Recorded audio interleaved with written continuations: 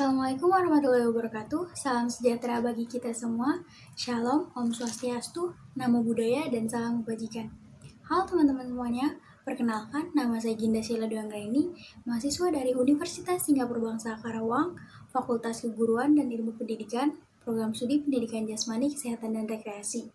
Dari kelas 1C dengan NPM 21106310700079. Di sini saya akan menyampaikan materi tentang trunkus. Trunkus atau yang biasa disebut dengan torso merupakan bagian anatomi banyak hewan, termasuk pada manusia, yang merupakan bagian pusat mempertemukannya percabangan berbagai ekstremitas. Nah, kalian tahu nggak sih ekstremitas itu apa? Ekstremitas atau yang sering disebut dengan anggota gerak adalah perpanjangan dari anggota tubuh utama. Contohnya, lengan, kaki, itu termasuk ekstremitas. Torso juga mencakup area abdomen atau yang biasa kita kenal dengan perut, dada, punggung, dan perineum. Apa sih perineum itu? Perineum adalah otot, kulit, dan jaringan yang ada di antara kelamin dan anus. Itu disebut perineum. Ini ada gambar nih. Paling atas ada vertebrata cervicalis, di bawahnya ada vertebrata thoracalis, terus ada vertebrata lumbalis, ada vertebrata sacralis atau sacrum, dan yang terakhir itu ada coccygeum. Nah, kalau tadi tuh kayak keseluruhan gambarnya. Ini gambarnya dilihat dari bagian atas. Urutannya masih sama kayak yang tadi. Ada vertebrata cervicalis, ada vertebrata thoracalis, vertebrata lumbalis, vertebrata sacralis. Di sini bisa kalian lihat sendiri ya perbedaannya. Kalau gambar yang satu ini kayak lebih spesifiknya. Soalnya yang sebelah kiri itu kayak keseluruhan, nah yang di sebelah kanan itu lebih spesifiknya. Ada permukaan atas sama ada permukaan bawah. Kita masuk ke vertebrata cervicalis 1. Nomor satunya itu ada tuberculum posterius, yang kedua ada arcus posterior, yang ketiga ada sulcus stenosis vertebralis, yang keempat ada fovea articularis superior, yang kelima ada fovea articularis inferior, yang keenam ada foramen transversarium, yang ketujuh ada processus transversus, yang kedelapan ada massa lateralis, yang kesembilan ada arcus anterior, yang ke-10 ada fovea dentis, dan yang ke-11 ada tuberculum anterius. Nah, yang selanjutnya kita masuk ke vertebrata thoracalis. Yang pertama ada processus spinosus, yang kedua ada processus transversus, yang ketiga ada fovea costalis transversalis, yang keempat ada pediculus arcus vertebrae, yang kelima ada lamina arcus vertebralis, yang keenam ada incisura vertebralis superior, yang ketujuh ada incisura vertebralis inferior, yang kedelapan ada fovea costalis superior, yang kesembilan ada fovea costalis inferior, yang ke-10 ada corpus vertebrae, 11 processus articularis superior, 12 processus articularis inferior. Kalian bisa lihat sendiri ya gambar-gambarnya. Habis dari vertebrata thoracalis, kita ke vertebrata lumbalis. Yang pertama ada processus spinosus, yang kedua ada processus transversus atau costarius, yang ketiga ada processus accessorius, yang keempat ada pediculus arcus vertebrae, yang kelima ada lamina arcus vertebralis, yang keenam ada incisura vertebralis superior, yang ketujuh ada incisura vertebralis inferior, yang kedelapan ada corpus vertebrae, yang ke-9 ada processus articularis superior, dan yang ke-10 ada processus articularis inferior.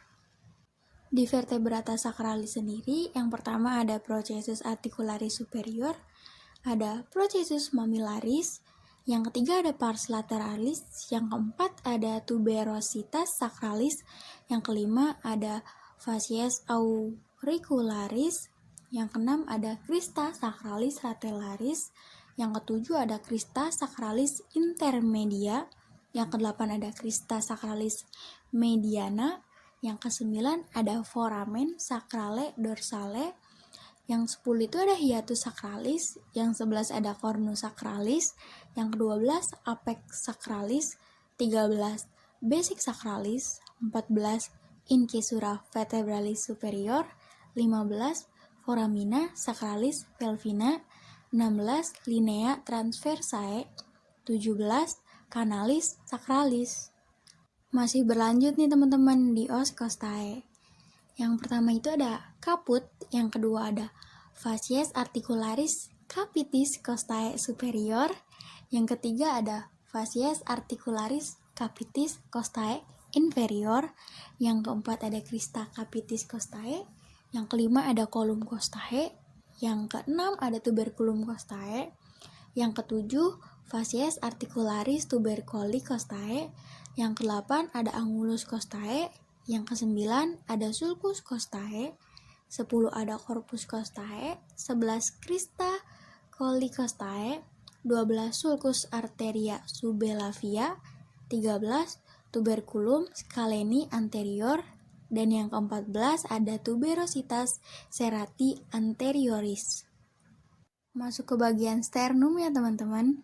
Yang pertama ada incisura jugularis, yang kedua ada incisura cavicularis, yang ketiga ada incisura costalis 1, keempat ada incisura costalis 2, yang kelima manubrium sterni, yang keenam corpus sterni, yang ketujuh processus siphoidius, yang kedelapan ada angulus sterni.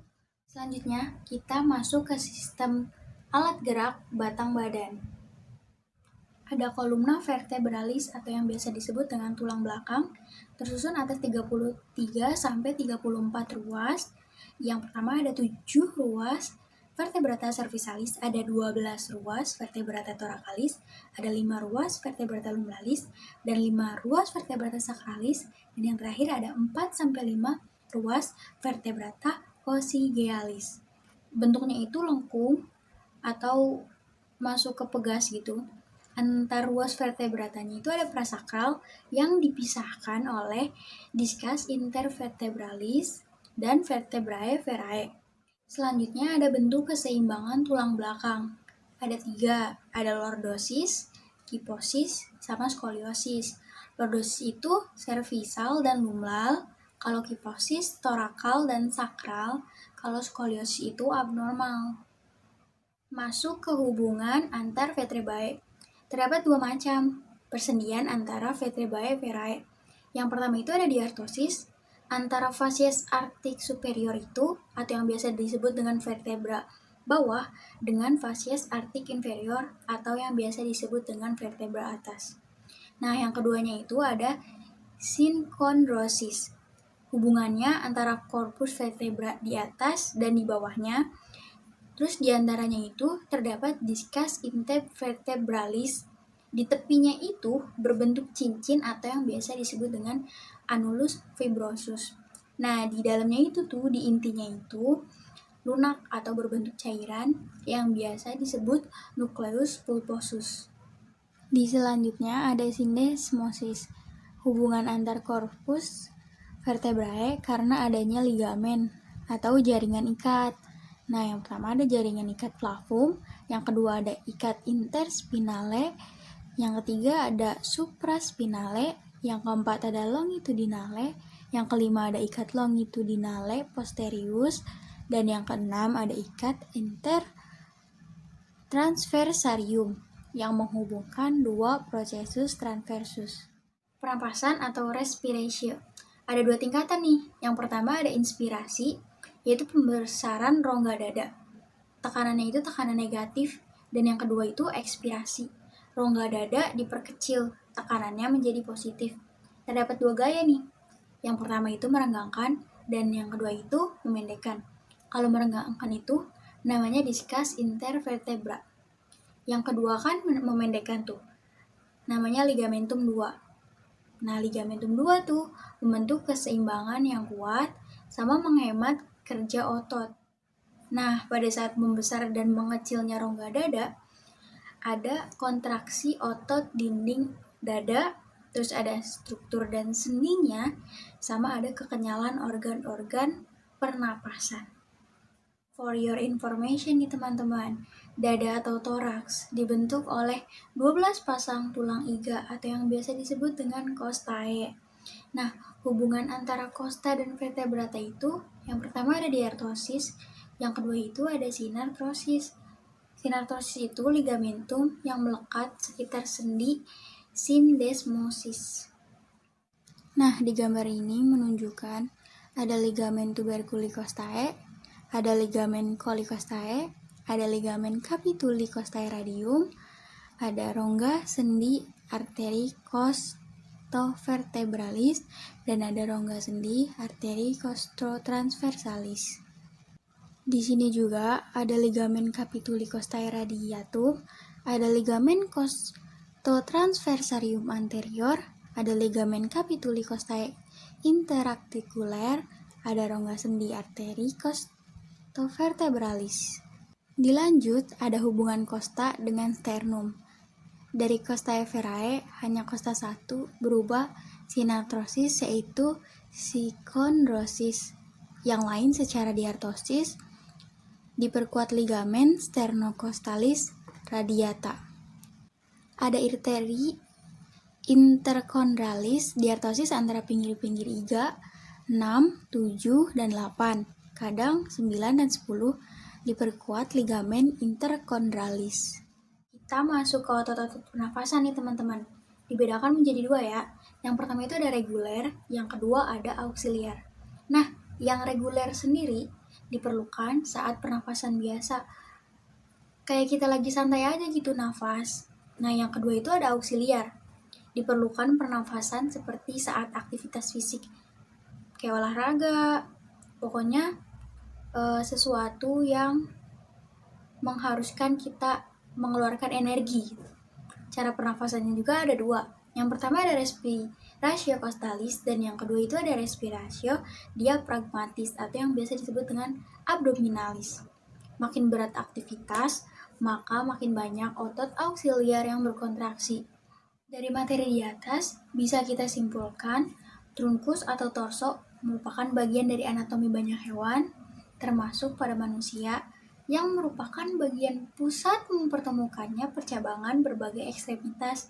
Torso juga mencakup area abdomen, dada, punggung, dan perineum. Nah, mungkin segitu dulu yang bisa saya sampaikan. Kurang dan lebihnya mohon dimaafkan ya teman-teman, karena di sini saya masih belajar. Maklumin kalau masih banyak kata-kata atau penjelasan yang kurang jelas. Kita ketemu di next video. Terima kasih. Wassalamualaikum warahmatullahi wabarakatuh.